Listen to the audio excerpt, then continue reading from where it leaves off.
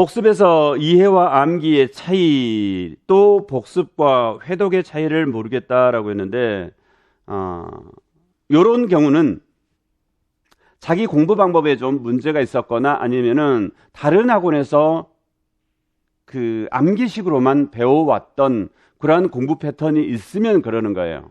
그래서 위상미술은 철저하게 1, 2월도 그렇지만 3, 4월도 2개월 13일, 그러니까 5일씩 상대적으로 더 많은 수업량을 가지고 있는데, 이 자체가 뭐냐 그러면 여러분들에게 이해를 시키기 위해서 그만큼 설명을 하는 시간이 많기 때문에 그런 거예요.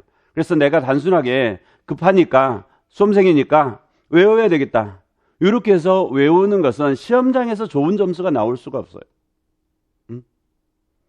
강의하기 쉽죠. 기본 맥락 짧게 잡아주고 밑줄 치고 별표 치고 외우라 이건 필요 없다, 이거 읽어보고 가라, 그렇게 해서 가버리면 강의도 5일씩이나 더 할 필요가 없어요.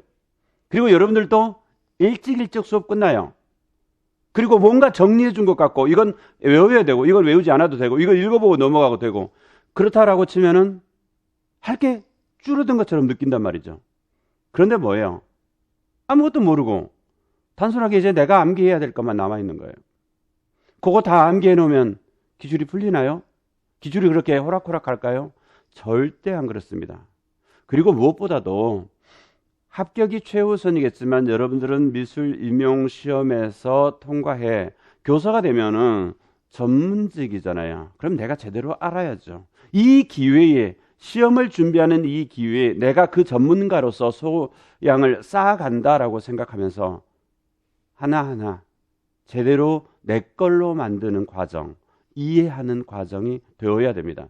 그리고 나면 외워야 될 것들이 100이라고 했을 때 일반이론, 심화이론이 끝나는 시점 정도 되면은 그렇게 외워야 될 것들이 30에서 35% 정도 남습니다. 그리고 5, 6월 달에 교과서 분석하고 이렇게 해가면은 6개월 동안 이론이 3번 돌아가는 거잖아요. 그러면 교육과정의 일부분 그리고 일정 부분의 것들을 외워야 되는 것들, 그래서 한 25% 정도 이렇게 외워야 되는 것들이 남는 거예요. 그래서 5월 달 정도 되어서 외워야 될 것들을 충실하게 외우고, 그 전에 선행해야 될 것은 교육과정 부분에 대해서는 통째로 외워야 되는 것들이 좀 있잖아요. 그러한 것들은 미리서 해두는 것이 맞습니다. 그래서 내가 무작정 외우는 것이 아니라 그 원리를 깨우치는 거죠. 그 원리를 깨우치라고 그렇게 목이 터져라 설명을 해드리고 있는 거잖아요. 그래서 내가 좀 길게 보세요.